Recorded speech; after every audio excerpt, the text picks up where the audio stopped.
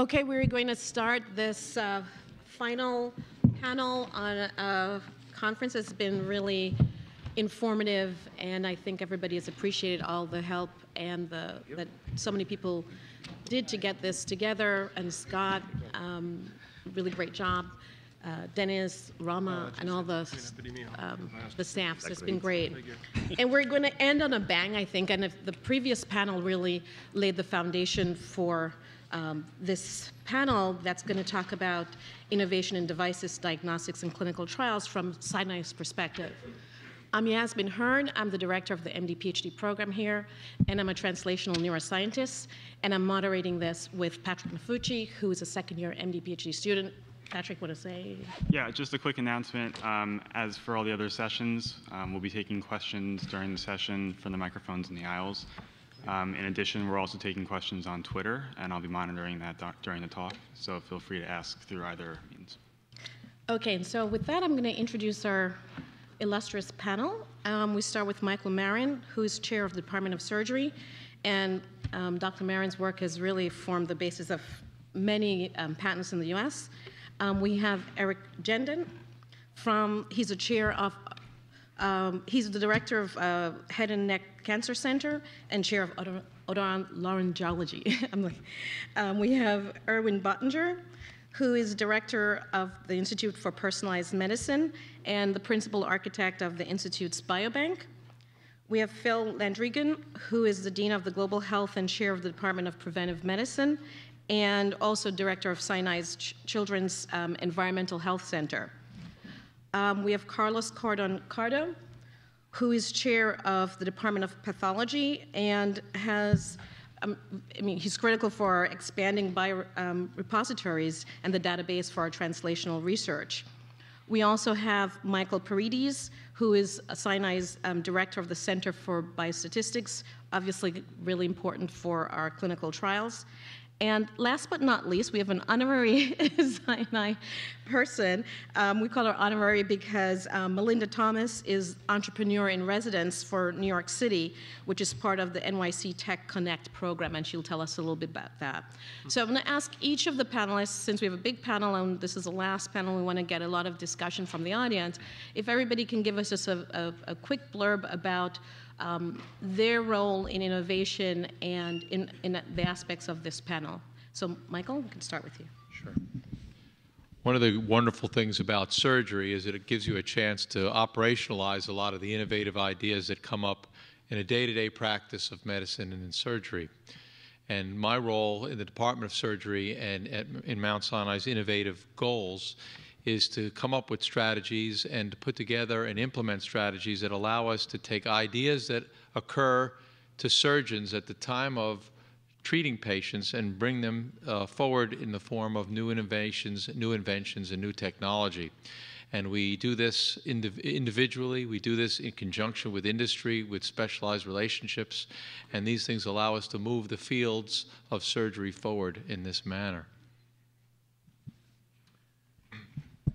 So thank you for the opportunity. In otolaryngology, but if you can say the specialty, you get a residency in it. In otolaryngology and head and neck surgery, we do not believe that innovation is peripheral. We actually think it's central to all of our academic endeavors as it relates not only to our faculty, but also to our residents in training. And there's innovation that occurs on the basic science side, where we take basic science ideas and find ways to apply them to the clinical realm. And then there are innovations that are already out there. A good example is robotic surgery that has been applied to, for example, prostate surgery. And we reapply this to head and neck surgery in ways that we think are innovative and new. And we've been lucky to kind of lead the way in a lot of these innovations over the last 10 years. I think that the key to innovation, at least at the departmental level, as it relates to clinicians and clinician scientists, is mentorship. And everybody, arguably, Mount Sinai surgeons and physicians are some of the most creative people that I've certainly come across. And with great ideas, the only way to really implement those ideas into the clinical realm is mentorship. And so we prize that, and we have created relationships that are building all the time with other departments and other innovation leaders within Mount Sinai and even outside of Mount Sinai, because that's going to be the gateway to making these truly creative concepts realities.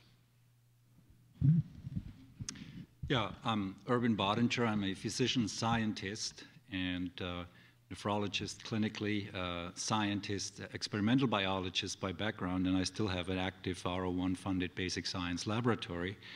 When I was at the Albert Einstein College of Medicine, I was directing the biotechnology center there. Those were the early days of microarrays and functional genomics, and I witnessed the completion of the Human Genome Sequencing Project and putting clinical as well as astute, scientific insights together.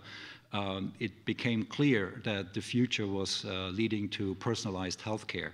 And I was blessed to have the opportunity to come to Mount Sinai in 2004 to the Department of Medicine to lead a genomics platform in that area.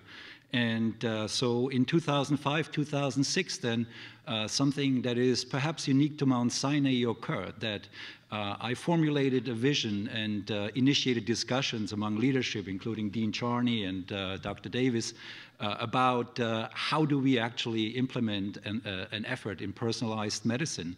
And uniquely Mount Sinai, where boundaries and barriers between research and clinics are low or non-existent, we were able to put together a proposal for the Institute for Personalized Medicine in 2006, which got funded philanthropically in 2007. And the core of this proposal was that we were predicting that we needed to bring patients out of our clinical care environment into a real-world clinical care cohort framework. And so we launched the electronic health record linked Mount Sinai Biobank, which over the years now has grown to have 25,000 Mount Sinai patients consented for open future biomedical research, including genomics up to sequencing, and certainly new innovation in health information technology. And this is to, in a unique way, positioned us to push forward in the area of personalized healthcare. One important aspect that I've learned at Mount Sinai is that it's a great place for teamwork, and this effort would not have been possible without great partners over the years, in particular information technology, which have made available to us all the clinical care, IT resources that we needed to develop, as well as, and very importantly, we've developed a trusting relationship with our compliance and regulatory bodies, the IRB and compliance officers. I think without having a trusting relationship in this area, a clinical program of this size would be difficult to manage and advance. Last but not least, I want to say we have attracted faculty who had tremendous input, like Omri Gottesman, Ruth Lewis, et cetera, and including new faculty in genomics here that have helped us to put together a platform leading to innovation in personalized healthcare, where we are now poised to move forward to bring genomic information into an electronic health record environment directly at the point of care. And I'm happy to discuss this with you further. Good morning. We have a long history at Mount Sinai of innovation in public health and preventive medicine. In the 1960s, my predecessor, Irving Selikoff, was the person who defined the connection between asbestos exposure and human cancer, and he translated that discovery into programs for prevention of exposure to asbestos that have saved the lives of tens of thousands of people around the world. In the 1970s, we were involved in showing that even low-level exposures to lead erode intelligence, disrupt behavior in children, effects that last lifelong. And acting on that information, we were able to persuade the U.S. Environmental Protection Agency to take lead out of gasoline. That's an action that has reduced lead poisoning in this country by 90%, raised the average IQ of American children by 4 or 5 points, and we calculate has returned an economic benefit of approximately $200 billion in each birth cohort born since 1980 in the form of increased economic productivity of more intelligent children. What we're doing today to build on that glorious legacy are programs domestic and also global. Domestically, we're in the process of launching something called the New York Children's Study, which is going to be a prospective epidemiologic study of children. We're going to enroll the children by enrolling their moms during pregnancy, getting blood samples, getting urine samples, getting genetic samples from the mothers during pregnancy, from the babies at birth, and then following the babies as they grow up. It's all very much in the spirit of what Jeff Hammerbarker put out this morning. We're going to be collecting great reams of data on each mother-child dyad, following the children prospectively, and looking for patterns. We have some hypotheses, but we're also pursuing an agnostic approach where we're letting the data guide us in. And then globally, we've been asked very recently by the World Health Organization if we would work with WHO to put together a global atlas of environmental hazards that confront children around the world. This is totally a new venture. I'm not even sure we have the bandwidth to take it on, but after hearing from Andrew Kazarkis and Jeff Hammerbarker and Eric Schatt, I think it may be possible if we can get the seed funding to do something truly innovative that will have the impact of saving hundreds of thousands of lives around the world of children who are exposed to toxic chemicals. It's really cutting edge stuff. I can think of no other institution in this country where it would be possible. So many thanks to Mount Sinai and to our leadership for setting the base that makes this happen. Thank you. I'm Carlos Cordon-Cardo, and I'm the chairman of the Department of Pathology here at Mount Sinai. I was previously at Columbia University, where I serve as the vice chair of pathology and the associate director of the Cancer Center. And previous to that, for some 20 years, I was a faculty member in the Department of Pathology at Memorial Sloan Kettering Cancer Center, where I created the division of molecular pathology and served as its first director. During my career, I have been always involved in the transfer of basic laboratory findings into clinical applications, mainly in the area of diagnosis, including cancer biomarkers, and better attempt to shape personalized therapies.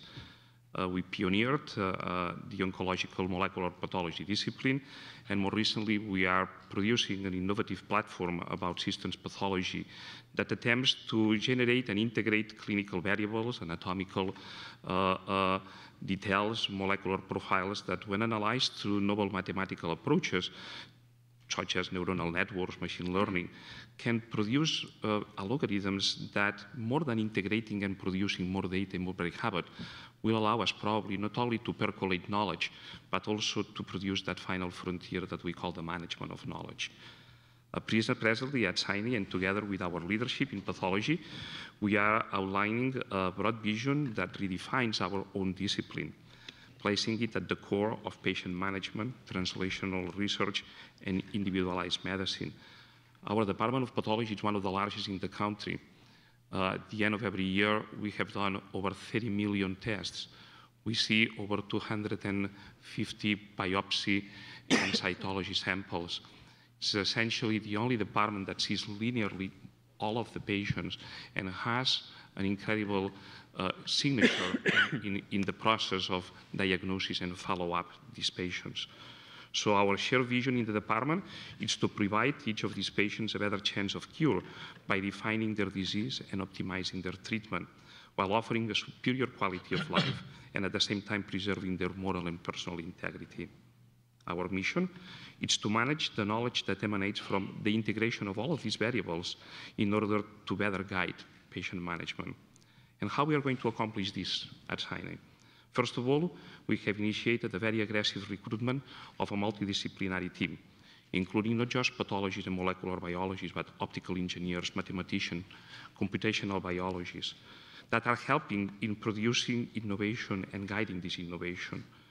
For example, we have redefined the microscope using liquid crystal lenses, and developing and implementing technological innovation to produce and manage the knowledge that we are producing through these systems, producing a GPS-like application that allows us to navigate in the tissue and cells as we navigate with our cars into cities and neighborhoods. We're also expanding the institutional biorepository and databases to further enhance translational research, not only intramurally, but also with extramural programs, including biotech and pharma industry. Our final goal, to implement a new paradigm of healthcare by optimizing the treatment efficacy and a superior clinical outcome. Our motto, the sky, it's not the limit, but our imagination, which has no boundaries.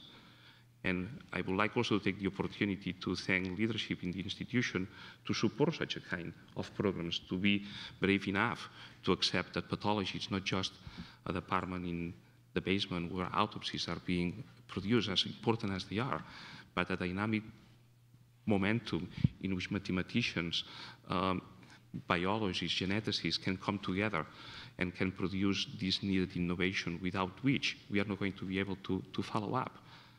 All of the markers and all of the therapeutic targets have been at some point pathological characteristics or details. The Philadelphia chromosome helped us in understanding a form of leukemia. We then realized that that was a chimeric translocation that put together a transcription factor and a very potent kinase, Abelson. And then that became a biomarker. And with this biomarker, we learned that we also can intervene, and that biomarker became a target for therapy, a successful therapy, in which patients need to be first seen by the molecular pathology component in order to make sure that they do have that in the tissue prior to therapeutics. So this is what we want to be, at the forefront of innovation by the resources that we have and by offering these resources to all of you to be able to imagine it and to produce the next steps. Thank you. Good morning. Excuse me, I'm Michael Parides, and I am the director of the Mount Sinai Center for Biostatistics, which was initiated about 18 months ago, and with very generous and appreciated support from the Dean's Office.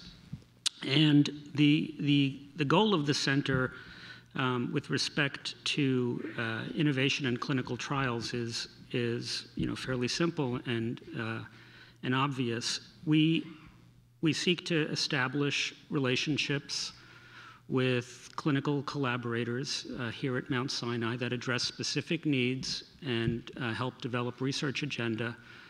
And the only way to really do that successfully is to establish these kinds of long-term relationships for biostatisticians to develop thematic and content-specific expertise, because I think a very key element for useful statistical innovation, and I'll talk a little bit more about that hopefully during our discussions, is to fully understand the needs, the challenges, the opportunities that are presented, whatever the specific substantive issue may be. The only way that I know to accomplish that, and the only way that it's been successful from my experience, is to have, and this has been a theme of the last couple of days, is to have an appropriate team, a team that's multidisciplinary, that views problems from different perspectives, has different skill sets, and to have meaningful interaction, collaboration, not only within members of that team, but across various groups or organizations. In particular, and you heard about some of this earlier, academic industry collaborations, government, regulatory agencies. Oddly enough, it may be surprising, I think, that much of the statistical innovation in the world of devices has been due to the very strong interest of Greg Campbell, the director of the Office of Biostatistics for the CDRH, the branch of FDA that oversees devices. He's been very open, for example, to the responsible use of Bayesian approaches and adaptive designs, and that has really, that sort of enthusiasm and encouragement has, I think, been essential to the statistical innovation with respect to clinical trials and devices. Devices are different than pharmaceuticals. In many ways, they're easier. The approval process is easier, but I think their evaluation in many ways is more difficult. So the first element I think that needs to exist in order for innovation to happen is need. And I know you're all familiar with the proverb, necessity is the mother of invention, and as much as the English like to claim that they stumbled upon this in the 16th century, you can find language very much exactly like that in Plato's Republic. So this is an old idea, but it's remarkably true that it's very difficult to just think about innovation in a vacuum without having a need, and a very clear need with an understanding of the challenges that one needs to overcome. And as I said, to have a multidisciplinary approach, because frequently fixing one issue creates or exacerbates another one. And so to only have part of the, to only see part of the picture is potentially damaging, not only neutral, but can be damaging. And so I think very importantly, a holistic approach is needed. Certainly that requires events like this one. It requires that communication and mechanisms for communication be established. And that is what we are hoping to do in the center, which has grown considerably and continues to grow. Just to give you an idea, we now have 11 faculty and just about as many support staff and junior statisticians and programmers. So I look forward to continuing this discussion. Thank you. Great. Well, thank you for having me. What a cool thing you guys are doing. 3 days of thinking about this and thinking outside the box and really dedicating time and energy to making sure you're innovative and that those innovations get out there and help people. So my piece of this is slightly different. I'm kind of downstream of everybody. When you innovate, you need that innovation to go somewhere. My title is I'm the entrepreneur in residence for New York City. And what that means is that I, day in and day out, meet with people like this who have ideas that they think might be the kernel for a company. And I help them think that through and help them move it forward to commercialization. I'm funded by the Partnership for New York City, which is a private, civic-minded organization of business leaders in New York City who are trying to make sure that what happens in New York City stays in New York City. And so they started an initiative called the New York City Tech Connect. The thesis of that is that one of the reasons there isn't more commercial activity around the innovations you guys are churning out is that it's pretty fragmented here. And so we're trying to connect the pieces of the ecosystem. And then one other thing that's missing a bit is people who have done it before. That's where I come in. I lived in California, did most of my career in California, where I helped start and run a number of companies. My last company was CardioDX, which is a personalized medicine company, a molecular-based diagnostic for cardiovascular disease. Before that, and so that was kind of cutting edge, and we learned a lot there. Before that, I was with a company called Parallel, and which was eventually acquired by Affymetrix. It was a high-throughput genotyping and SNP discovery company, and I love that I don't have to explain to you guys what that is. And before that, I was life science instrumentation, so DNA sequencers and that kind of thing. So I'm always the business person with a bunch of scientists. So and particularly at Parallel, which was 7 scientists out of the Stanford Genome Technology Center and myself, Ron Davis's lab. And they basically didn't know they weren't supposed to start a company. They for them, it was so easy. And in California, if you think you have an idea for a company, you go next door to the lab next door and you say, what did you do when you started your company? Here, it's a little harder to find people who've done it. So they call me up, and I, with my unlimited Metro Pass, go up and down and all around and meet with people and help them think through their ideas and see if the best route to the clinic is through through building a company. And that's not always true. The licensing is another avenue. Besides doing meeting one-on-one, I started writing a blog, which was quite new to me. And the point of that is just to leverage the things I find I say 50 times. If I've said it 50 times, I realize I probably should write it. And so it's, 2 or 3 paragraphs once a week of things. It's supposed to be for first-time entrepreneurs in New York City in biosciences, because there's a lot of tech stuff out there, but science-based companies, medical-based companies are quite different challenges. So that's at NYC Tech Connect, or if you look up EIR for NYC, you can find that, and it can get pushed to you by email once a week. One of the blogs I've written a number of times in a number of different ways is just to your point. The most important thing when you're thinking about starting a company is what solution are you providing to what problem? Nobody invests in technology except NIH, really. People are investing in solutions. So if you're not solving a problem for somebody, then it's not a very strong case for why it should be a company. So, and one of the great things about what Dr. Marin said was, as a surgeon, he sees a problem, and that's where their ideas for a solution come from. So those are the perfect kinds of things. So if you keep that in mind and nothing else, and you'll see in my blog that I say that, if there's nothing else you do, make sure you're thinking about what your solution is, not what your technology is.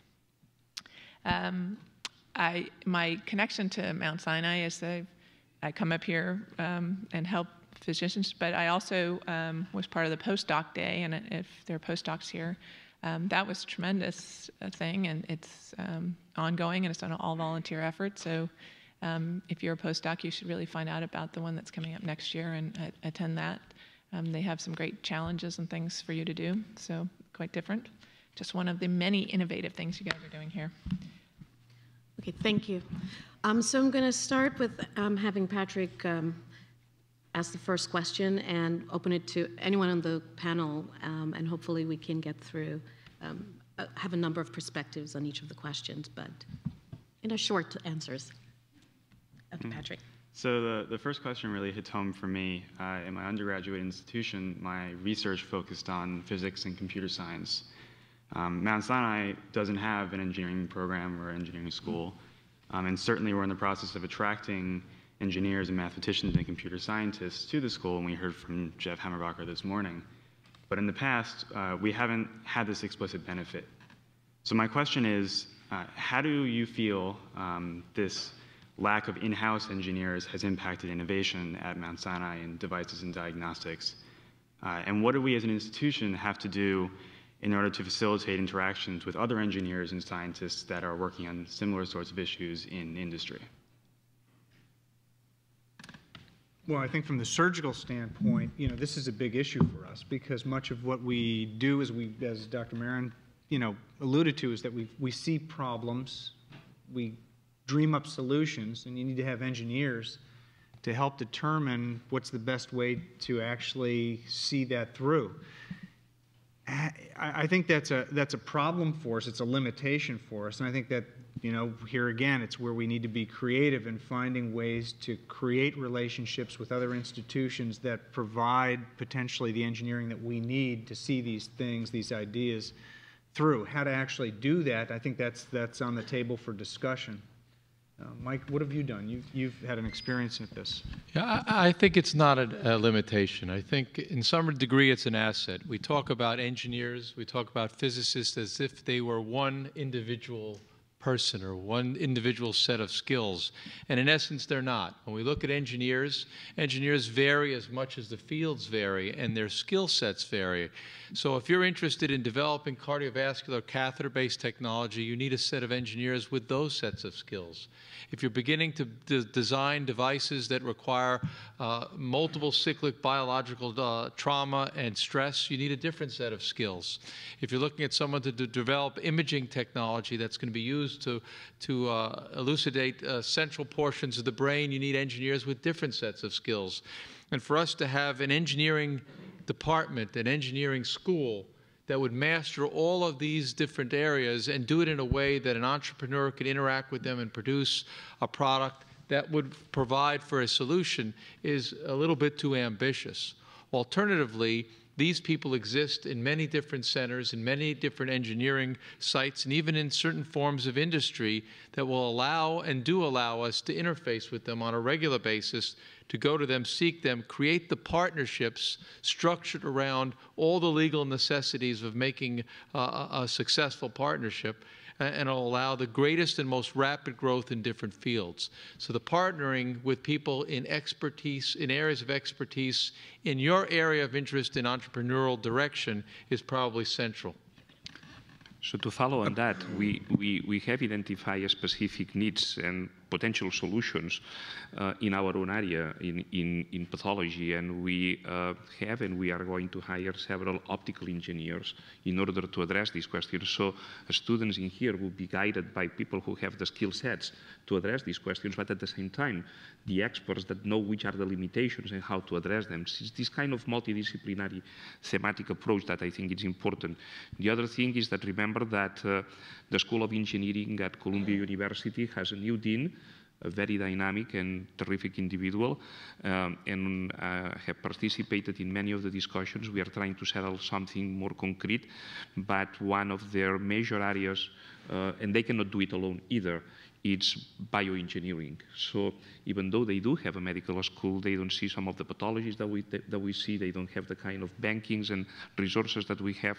So even very locally, because it's more close, our medical institution to the main campus of engineering than the main campus to the medical school of Columbia. So we are even in very close proximity, both spiritually, idealistically, and with the kind of skill sets that we can settle together, you have access to these things, definitely.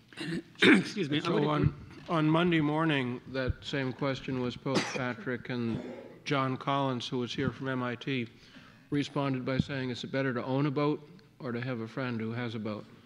And I kind of incline towards the latter. And over the years, engineers have played incredibly important roles in public health, but at different times and places, it's been different types of engineers, as Mike Marin says. 150 years ago, cholera was conquered in New York City because hydraulic engineers built the Croton Aqueduct. After 9/11, engineers who specialize in the measurement of air pollution helped us to understand what were the pollutants that the firefighters and the police officers were inhaling in their response down there. The important thing, as several of my colleagues have said, is to identify the particular type of engineer you need to partner with in a particular context, and then hook up with them. I have an example, actually, that might illustrate a key point that I believe in. If you are projecting strength and great potential in what you're doing, smart people will come to you. And give you an example. I was invited to talk at NIPS, which is a computer science, one of the key computer science meetings in the world. And I presented about personalized medicine and biobank effort. And what happened is in the audience were all kinds of smart computer science and theoretical students.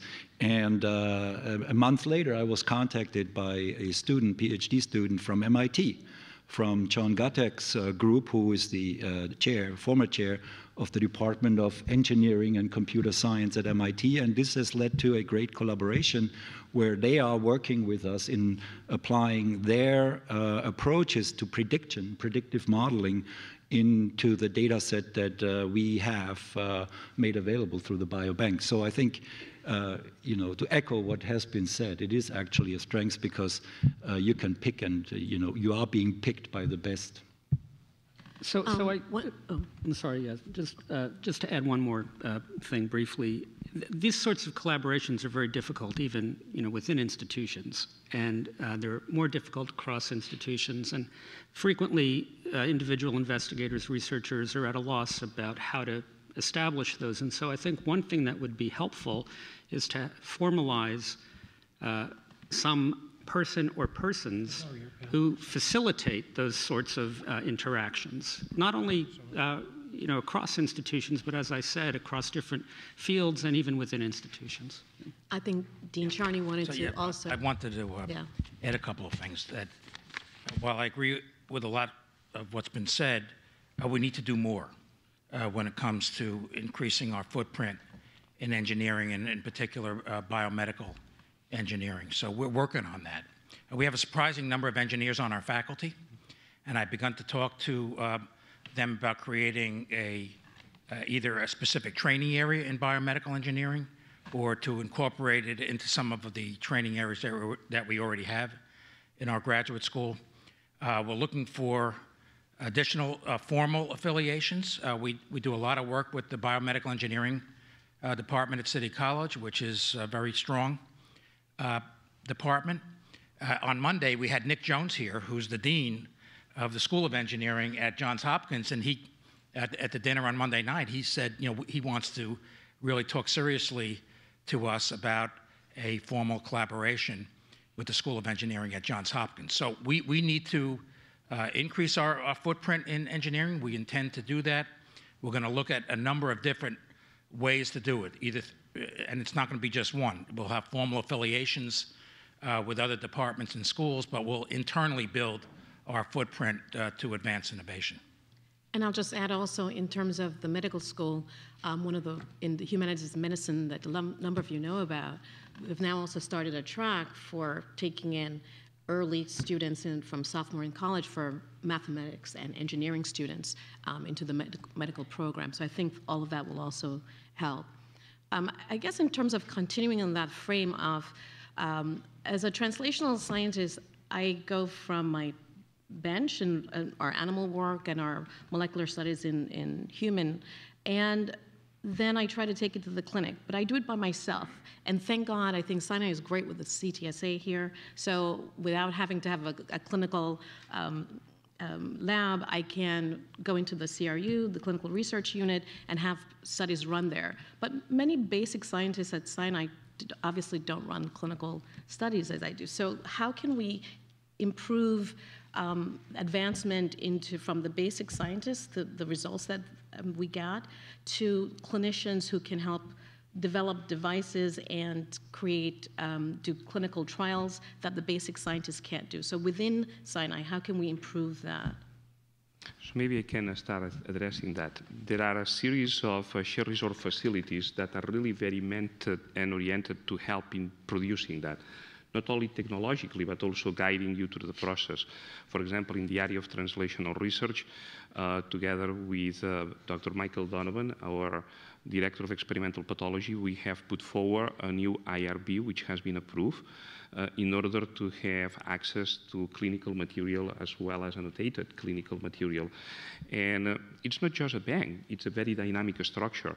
Our Department of Pathology offers help and assistance with specialized pathologies in specific areas, junior and senior, that can guide you in navigating with the tissue, with the questions that you have with technology. We also have veterinarian pathologies, and myself, I'm an experimental pathologist also, so I have been very interested in murine modeling. And sometimes you start with a murine model thinking that the knockout is going to produce a very specific disease, but if you don't have a good background of how it needs to look in the patient, how you're going to make that translation also. So there are structures already more or less in place. I agree with the Dean that we need to reinforce them, but slowly but surely I think that you're going to see that this culture of innovation, of breaking silos, is happening right now, and that you have good individuals that are very willing and very much ready to help you and to guide you through these studies in translational medicine, which are not easy. And the first and the most important thing is not only to know the question, but how to address with all of the HIPAA compliances and all of the ethics, access to these very critical data and these very critical tissues. You know, 10 years ago we had 2 clinical trials in head and neck cancer. Now we've got 14 or 15. And I think part of that is as Carlos said, breaking down the silos. So we used to have laboratory meetings separate from the clinical meetings. And now what we've done is we brought the basic scientists into our meetings, and so that they understand what the challenges are that we're dealing with. They understand the diseases, and together we can kind of work and brainstorm on new ideas. And that's been incredibly successful because now they have insight into exactly what we're kind of wrestling with on the clinical realm. And it's bred a whole new life into investigator-initiated trials. If I can expand, and since Dean Charlie is here, I must say that he has helped us enormously in having a very generous budget to readdress these things. So it's just not the people that go from procuring the tissue to annotate the tissue, but also a group of individuals and technicians that are going to help you in understanding the tissue, in cutting the tissue, in navigating in data that you can have access to, and helping you through the design of the experiments. We also have been really breaking the silos in the context that together with genetics, we have a fantastic translational programmatic effort now in which we bring the faculty, the ideas together, and what we now need is you guys to come and to help us because you are the future and your ideas are the ones that we are waiting for. So I think that you should test us. You should come forward with these ideas. Okay. Oh, Phil. Let me add to that the prospective studies that we're doing fit so well with the rest of this because some connections between exposures and disease phenotypes are seen at a single point in time, and they lend themselves to cross-sectional study. But many others evolve in a developmental context. And unless you follow patients, and especially children who are developing so rapidly, unless you follow them prospectively, by measuring exposure at one point in time and measuring outcome sequentially as they grow up, you'll fail to see the association between the exposure and the effect, and you'll fail to develop the new biomarkers. So when you put platforms like the Mount Sinai Biobank, the New York Children's Study, together with the programs that Carlos has put in place for carefully collecting, curating, tracking tissue so that nothing ever gets lost or misclassified, we've got very powerful platforms that we're evolving here at Sinai for developing new biomarkers and enhancing translation. And I think for me, it's important about for the basic scientists to know that these are here.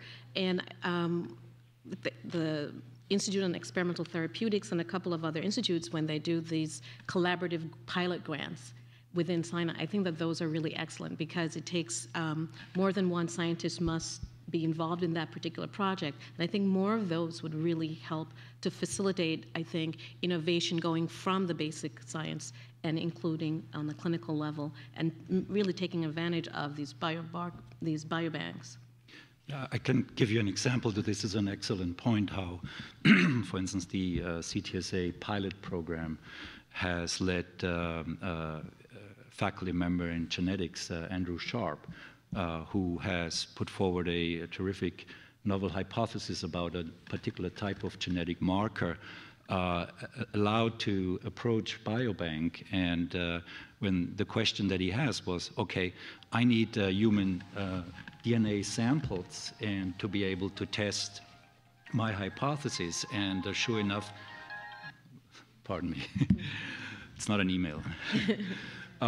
He was funded through the CTSA pilot grant mechanism, accessing selected samples from the biobank that are available. He didn't have to, recruit his own individuals. And I think, that jump-started his research into validating his hypothesis. So I think that's a very good example, and where I think the pilot funding was very helpful. Yeah, I think it's great at Sinai. We have a number of questions on the Twitter. We'll go to one. Okay. So one of the questions that came in over Twitter, we've spoken about need being a precursor to innovation. How is it that we at Sinai identify needs for devices and diagnostics? Is there a committee in place that can help identify this? Is it based on the experience of a physician or of a researcher? And how can we get students involved in in helping to identify these needs. Well, let me get another shot on that also. Definitely, we have very important programmatic efforts in this institution in the context of program projects, institute-specific programmatic efforts in areas that they are very unique and very powerful in here, you know, inflammatory bowel disease and cancer, neurodegeneratives and Alzheimer's. So there are a series of already programmatic efforts in place in which one of the questions is how we can better navigate in disease, both in the initiation of the disease, in the causation of the disease, as well as in disease progression. And biomarkers are born out of research, and remember that it's called research because you need first to do your search. So it's important to search and to know what you want to answer and address, and then you do your research with the tools that are available. And in these programmatic efforts, usually postdocs, students are more than welcome. Discovering and validating a biomarker, it's not very different than discovering and validating a new pharmaceutical agent. You need to know what you are looking for, which kind of question you want to address. Then you need to design some kind of approaches. It's that biomarker that we are going to identify based on microanatomical detail with antibodies and immunohistochemistry. It's something that we want to quantitate with PCR. So identify a technology, it's very important.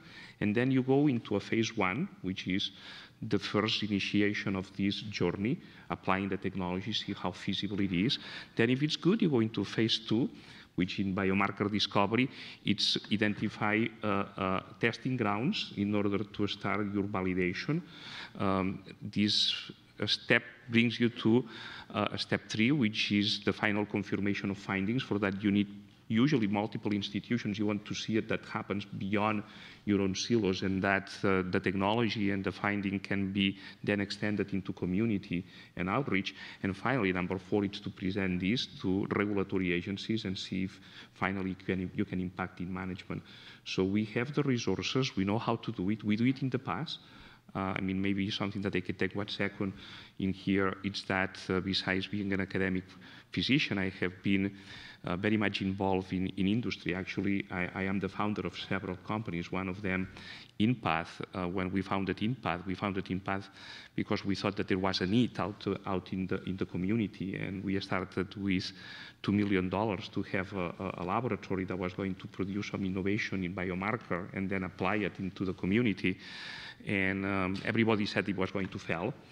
And by now, after 2 acquisitions, InPath serves with biomarker development and biomarker applications more than 20,000 accounts throughout the United States. And the last evaluation of the company and the last acquisition of the company by a large group was in the order of $2 billion. So an idea can bring you very far away if you have the resources and the process, how to go through the process.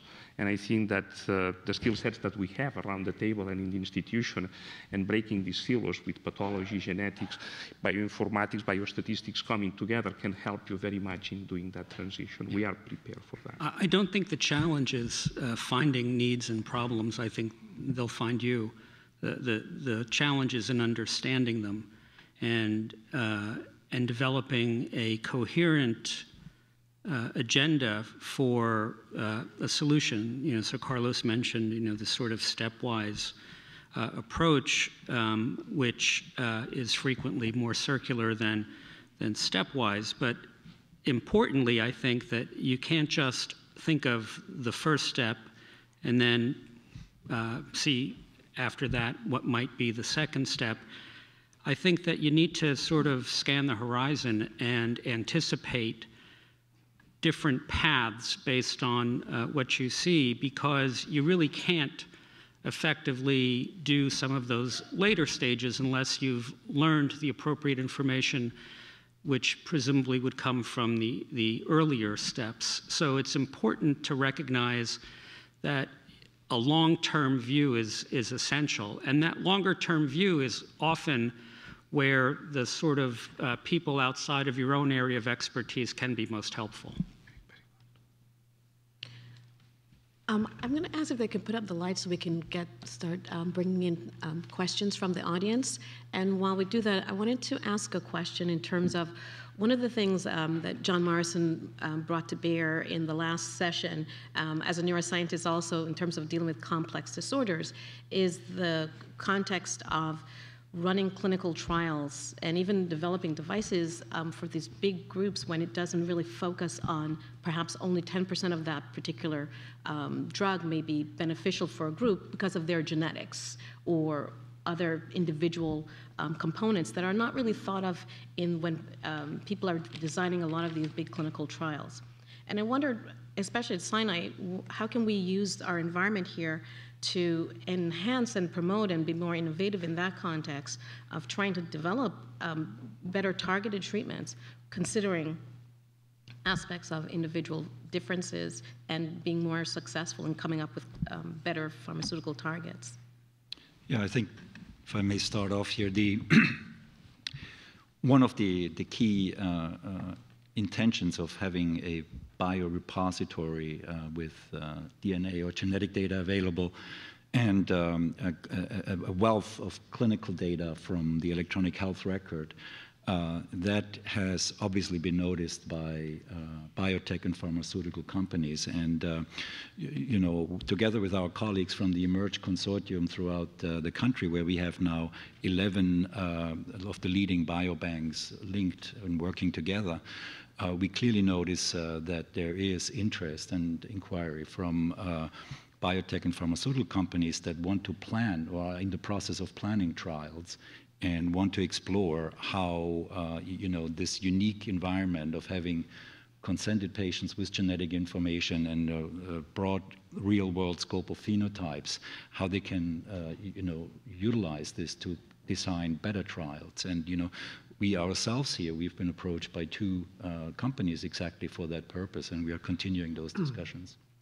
So again, amplifying the answer from Erwin, we have been involved and we are involved with industry. Most of the targeted therapies cannot be brought to regulatory agencies, the FDA, for example, without what is called nowadays a companion diagnostic tests.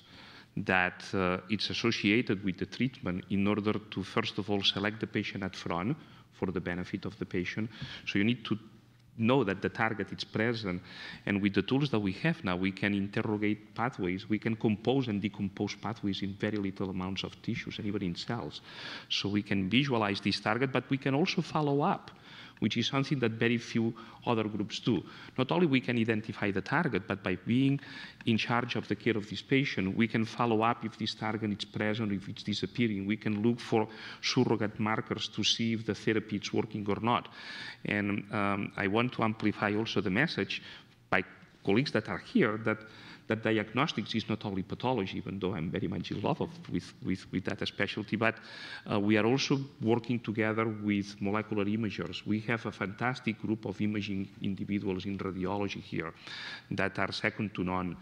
And how we can produce this dynamic to go from a body fluid, because it's a non-invasive technology, to a tissue because you need it, to then the follow-up of the patients. We have not been born with zippers, so every time that Dr. Marin, Dr. Genden do these things, they have a taxation in the patient. So the more we can help the clinicians following up these targets dynamically, it's going to be wonderful. So the opportunity that we have in this institution, as some of the leaders in biotechnology were saying, it's doing that, bringing this kind of universal, holistic approach from the diagnosis to the follow-up of the patients with different technologies. The right technology at the right moment, it's going to make us different. It's going to make us very visible. Dr. Fayette is here, and we have fantastic projects and programs already that are going to bring together. I visualize in the future, and with the leadership of this institution, it may happen, that in the same way that we have a department of medicine, we will have a department of diagnostics, in which pathology, genetics, imaging will be together to better guide the patient. That's a great idea. With Erwin's databases, with the DNA,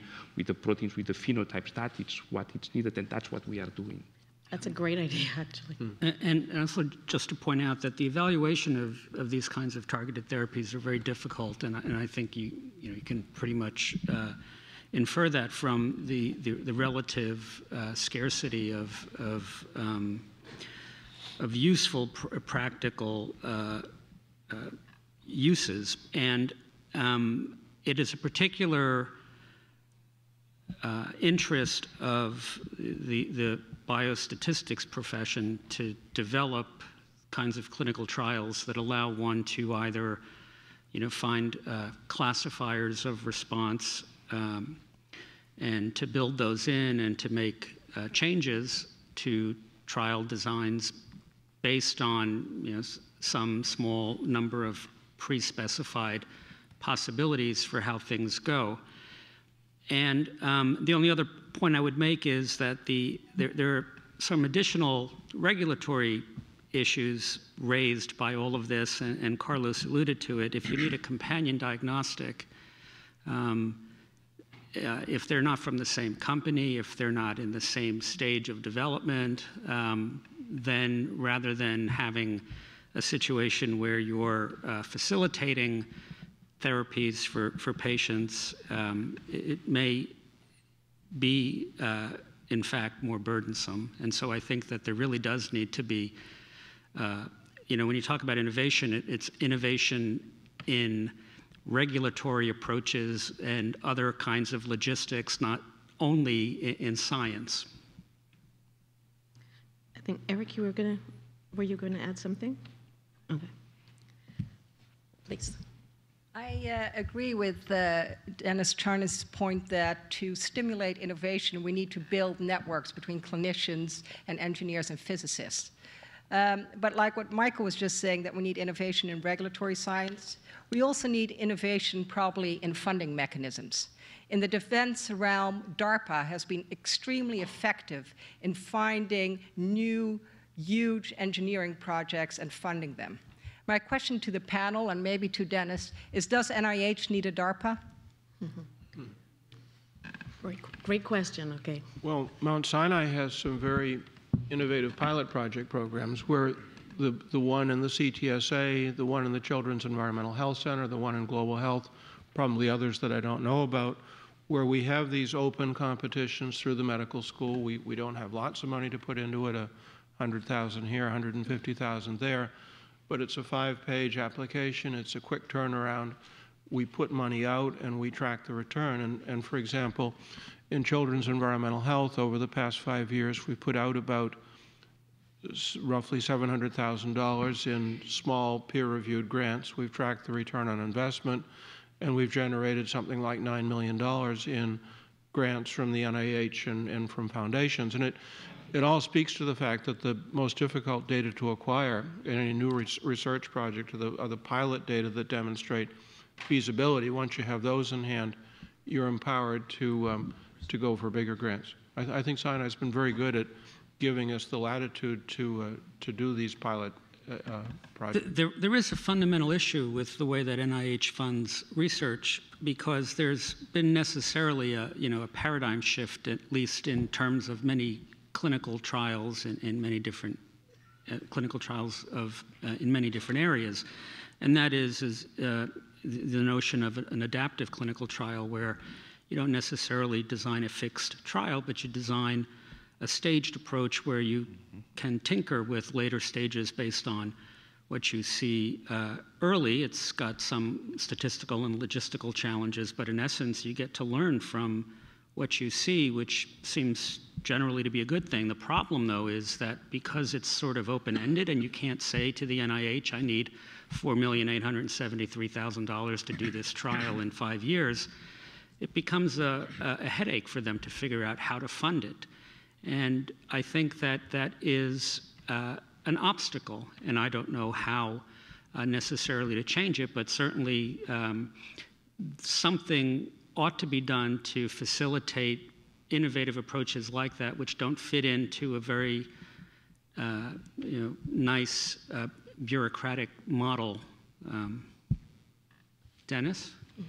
Just in response to Anatine's question, DARPA has been very successful. It's funded through the Department of Defense, and it is responsible for the internet and the stealth bomber and so forth.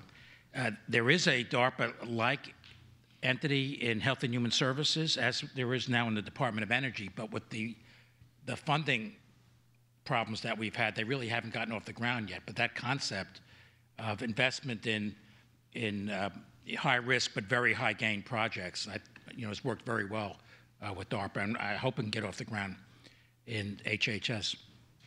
I have a question that I've asked privately, but I thought it would be good for a general discussion. The school and the hospital want to invest in surgical innovation.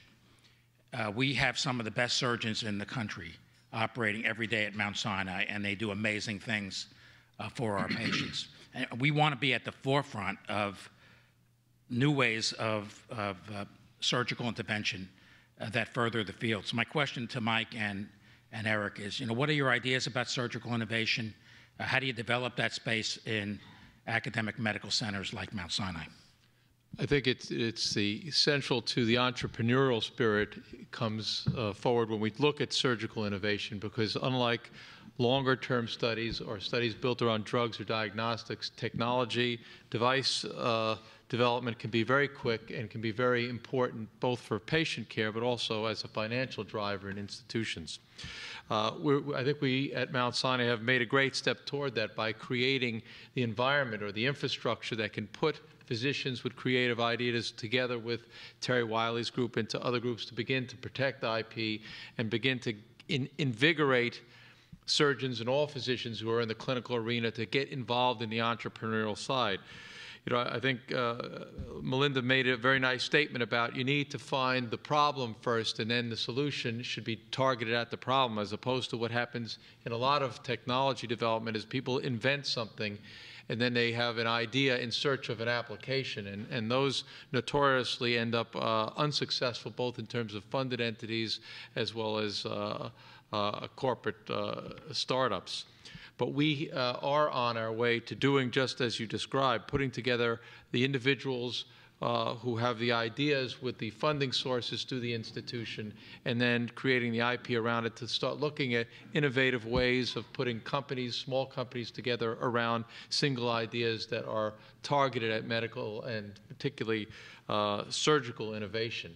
And it starts with entrepreneurs. It starts with physicians. It starts with surgeons who have the interest in approaching this.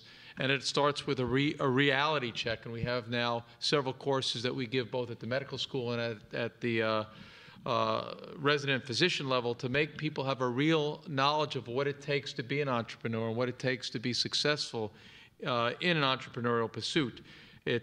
I wish I had a penny for everyone who comes forward with an idea who thinks the idea will evolve to a patent, and as soon as they get the patent, they're looking for their house in the Hamptons. The amount of energy involved to invest in success on surgical innovations and surgical developments, and the personal investment that needs to happen, which is what we're trying to cultivate and have been breaking ground in doing that, is central to being successful at this. I think that this is about bringing people together. It's about cross-pollination. I mean, we had a case recently where we had a patient who had distant metastatic disease in a very specific area we couldn't get to surgically.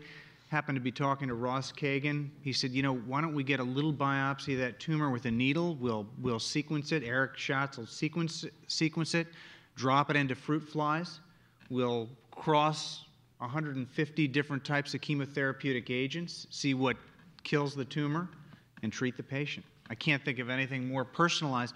This was, over a donut and coffee. And so the point being is that you've got a tremendous amount of creativity in very different places, and you've got people that oftentimes don't talk to each other. And whether it's surgical innovation or chemotherapeutics or personalized medicine, if this is an initiative that we really want to see happen, I think we need to bring people together. We need to have a space to be able to meet, discuss these concepts.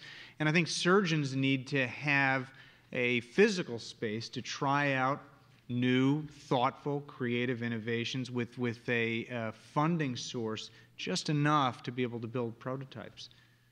This is the right time to do it, and we have the right group here to make that happen. Melinda? So the idea of taking the idea forward, there are two kinds of innovations there. One is the physicians understanding what role they might have in a company moving forward. You don't have to, leave your day job. We don't want you to leave your day job. There are a number of ways you can be involved with a company that that help move it forward. And so, for example, just as some kind of consulting. So you don't need to feel that if you have an idea, it means you've got to quit what you're doing and just work on that company. There are phased ways. And so the innovation for Mount Sinai would be, and this really goes for all the universities in New York, from my experience of interacting with them in the last 2 years, is getting comfortable with the idea of faculty being involved with commercial pursuits.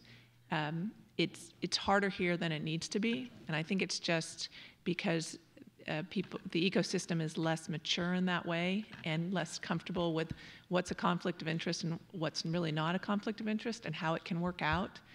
So looking to other universities around the United States that have done that and talking to them. And then even within department heads are going to say, why should I let one of my faculty get distracted like this? What's in it for me? How am I going to get somebody to cover their coursework or whatever it is? And so I think within the university, working with department heads and saying, look, if we want your guys to be able to be kind of moving these ideas to the clinic, what are the hurdles for you, and how do we craft programs to help move that forward? So that's, to your point of it, there need to be enabling technologies that also have to be cutting edge and innovative. That's one of the areas where I think conversations at department head level saying, look, the university talks about us being innovative, but on the ground, day in and day out, I've got these problems that make it not so useful for me to have one of my guys doing this, kind of work through and come to some compromise and move that forward that way. I think one of the challenges that has existed in recent past is that surgeons in particular will have ideas, novel ideas, but have not had traditionally easy mechanisms to pursue them in our environment. So they'll seek out corporate relationships or industry relationships to develop technology and see those things develop in a different pathway, many of which almost always results in a less than satisfactory outcome for the physician because they're used or become participants in that process only so far and never really get to experience the full end of the project. And the project may never go anywhere because it doesn't fit into the strategic plan of that particular corporation they've been involved in. Having ability to keep it on campus here and work with individuals here from earlier phases. And I agree with you that the physician, the surgeon doesn't necessarily have to be involved or leave their day job. Just the contrary, continuing in their activities makes them infinitely more valuable to the process, and they can participate in direction and coaching to engineers and prototype directors as they move down the process. They can be important in promoting the product or the idea both nationally and internationally, which is critical to the ultimate commercial success. And these are the things that we are just in the initiation phase and getting going here. Just to expand, I think that with the new initiatives and the investment also of the institution, Terry Wiley as the new director of the Office of Transfer and Technology, I think that was a terrific individual to bring into our community. In my own department in pathology, I have several very entrepreneurial individuals that are involved and are becoming more involved with companies, and that's what I want, because then the department enjoys being the first to utilize some of these tools, maybe to take leadership in areas that are still small and can be big because of our presence and our expansion. And I think that we were talking about not just to produce data, but to percolate knowledge, and not just to percolate knowledge, but to manage knowledge. I think that what we need is to manage the conflict. And I think that if you have a series of very well delineated steps in how to address and how to manage conflict of interest with all of the transparency that is needed, which the institution now offers, it's, I think, a terrific way to go. We have, I think, that in place, and at least I felt extremely confident letting some of my faculty being engaged on that. As a matter of fact, I have in most of our faculty meetings constant plea to ask the people, I want you to be in conflicts, but let's manage the conflict well. Okay, question? So my first day as a postdoc here at Mount Sinai, I attended New Beginnings orientation, and Dr. Davis told us that the thing that makes Mount Sinai really unique is that we're on the border between two very different communities, financially and people-wise. And I don't remember where I heard it, but somebody said that there were two really big studies done at big universities, Mayo and Dartmouth. And I've been to Hanover, New Hampshire, and Rochester, Minnesota, and it doesn't look like when you walk down 96th Street. How can we at Mount Sinai really utilize the diversity and the community that we are ensconced in to personalize medicine and all those innovative things that we can do? It's wonderful. I think that that's one of the things that Sinai has been great at, I think, in terms of trying to partner with the community. I'll let the panel.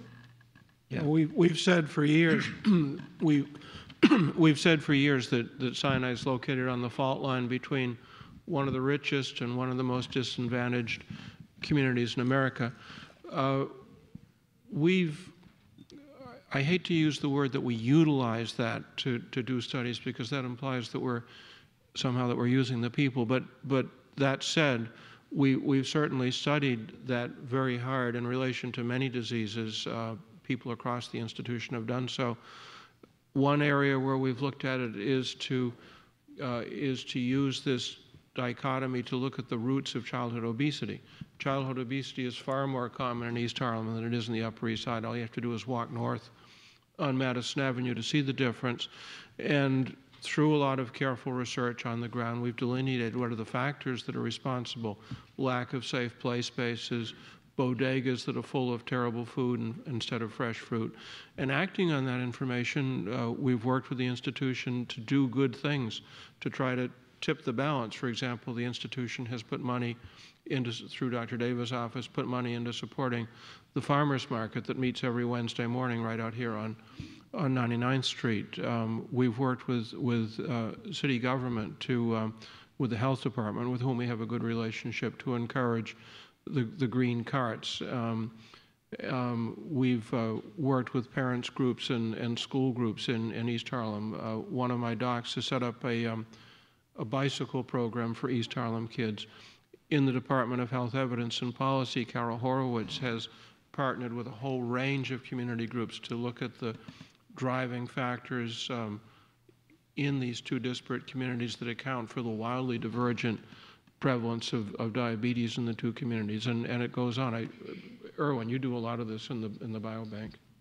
Yes, that is exactly right, and I would add that this is a particular issue as genomics is advancing into medicine, and it's been expressed in many writings, this fear that, by having genomics focused so exclusively, initially at least, on European ancestry type studies, that it may actually enhance health disparities rather than hopefully reduce. I think we now at Mount Sinai, through our biobank in particular, and the efforts that we have undertaken, are now well positioned and recognized nationally that this is a place where, when it comes to genomics and personalized medicine, the rubber hits the road when it comes to urban typical United States environment. And I give you a few examples that, when we are talking about our communities, Hispanic, African American communities,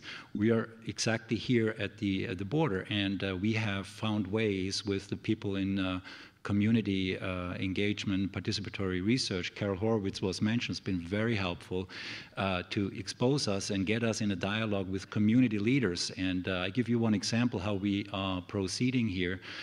We have actually engaged the community leaders in a discussion about how they would feel about bringing genomic data for a particular gene that predisposes African Americans 4 to 5-fold more than other populations to kidney disease on the basis of hypertension.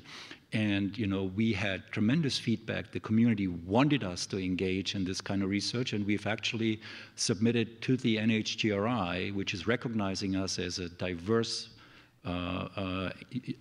entity for genomic research, we have submitted a large proposal that is specifically addressing this question, genomic marker utility in the context of kidney disease risk in a specific population that is at very high risk for this problem. And so I'm looking forward to be able to here at Mount Sinai contribute many more of these type of groundbreaking studies to actually make sure that in particular in genomics and the genomics revolution, does not leave anybody behind. I'll just add one more footnote to that. If you really are intrigued by diversity, the place to go is Queens. Queens is the single most diverse county in America. We've been operating a big study out there, the National Children's Study, and we learned that in Queens there are at least officially 150 languages spoken. There is simply no other place on earth that has that kind of diversity, and the opportunities for multitude of studies is just vast. And of course, Sinai has a big footprint out there between Elmhurst Hospital and Mount Sinai, Queens.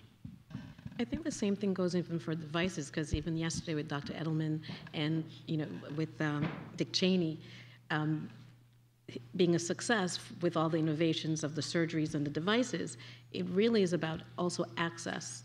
And a number of populations don't get access to these devices and the medications that improve their health so that they can survive such a long time. So I think that also, our Sinai physicians obviously, give this population access to these devices. Zahi. Yes, I had a question. I'm Zahi Fayyad, the head of the Imaging Institute.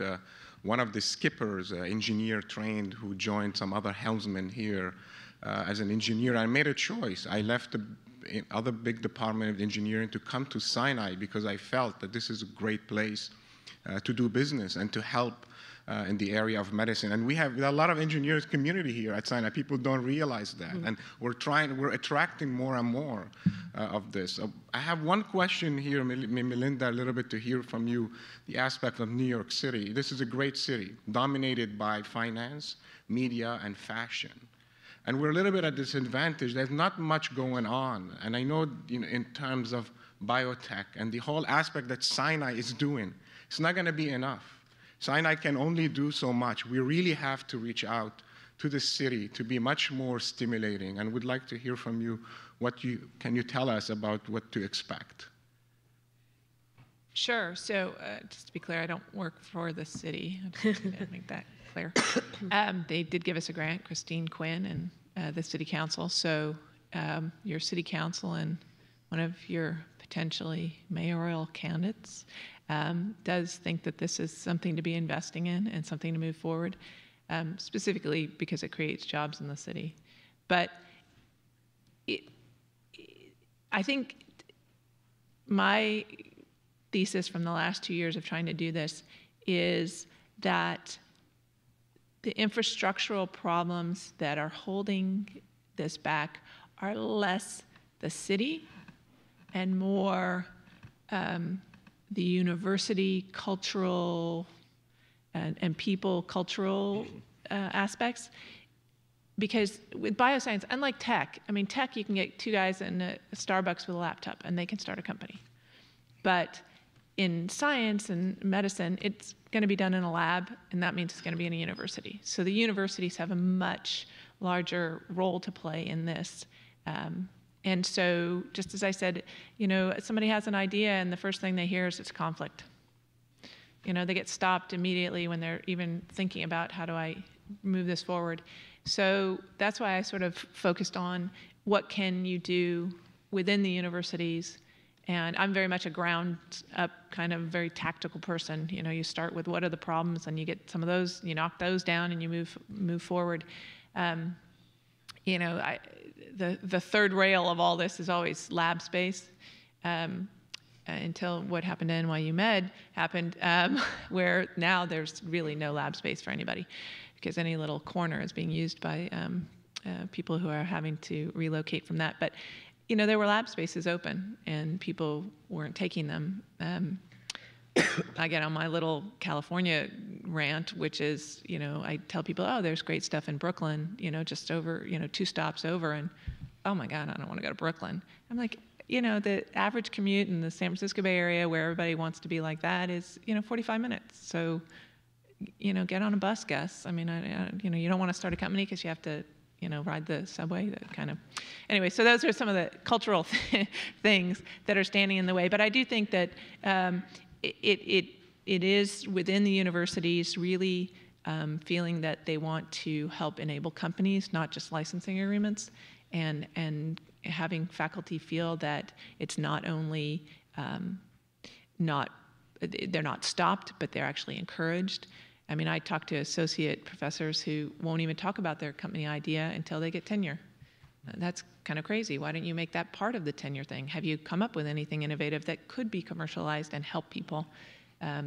So that's where I'm placing my bet, is more on the universities understanding how it benefits them to help start more companies.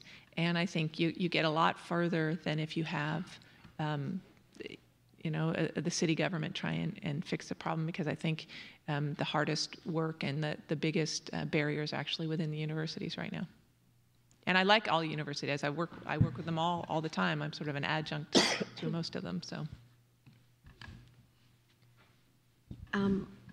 Patrick, you had some comments or questions? Yeah, I just you know, listening to everybody talk up here, I just wanted to say that, you know, as a student and a future physician and a future researcher, it's almost overwhelming to hear all of your stories and how inspiring that is. And you know, at Sinai, I think, you know, I'm not saying this just because I'm a student, but from my interactions with my peers and my colleagues, that one of our greatest assets is our students and the caliber of the work that they can do and what they can achieve.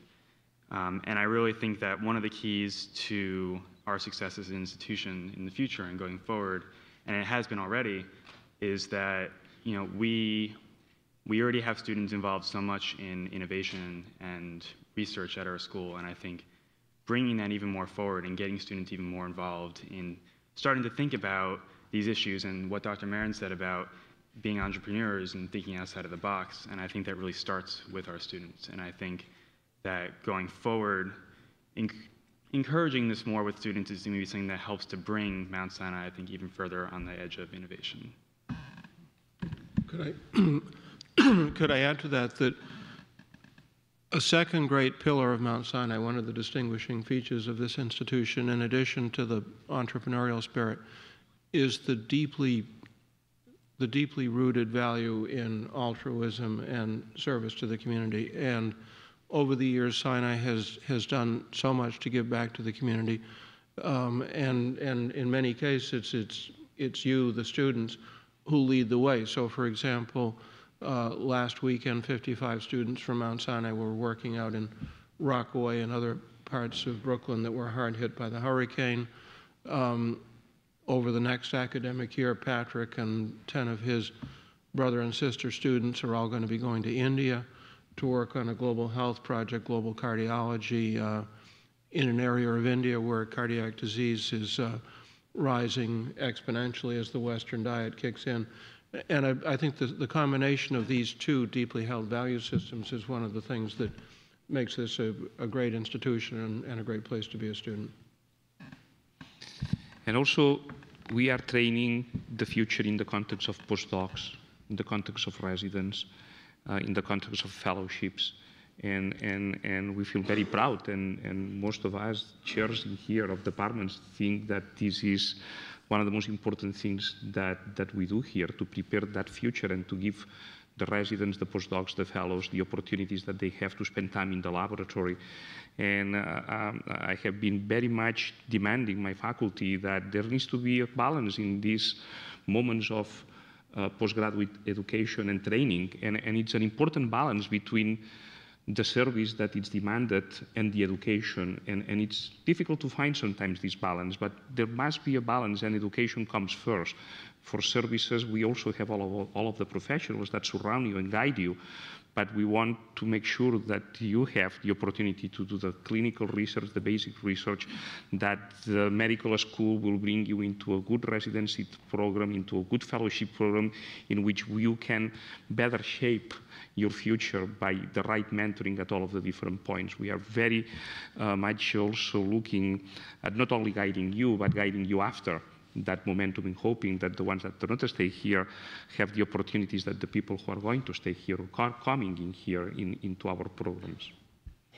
You know, I just wanted to make one statement about that, and this is a little bit provocative, but we've spoken extensively about the drive toward entrepreneurial spirit in our school and in our medical center.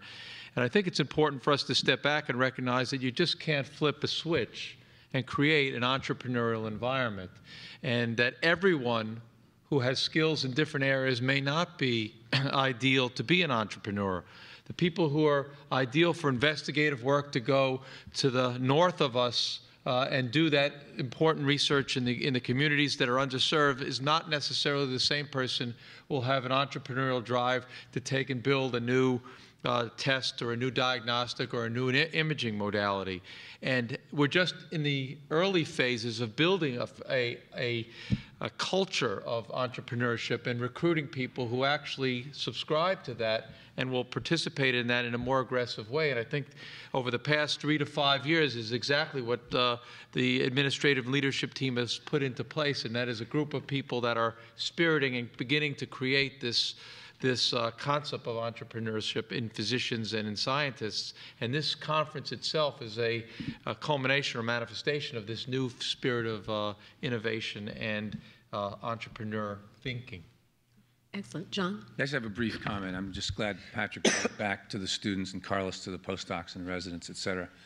As one of the deans responsible for so many of our trainees, one of the things that came out of this conference that I just could not be happier about is that so many of the panelists and the speakers spoke to our trainees directly.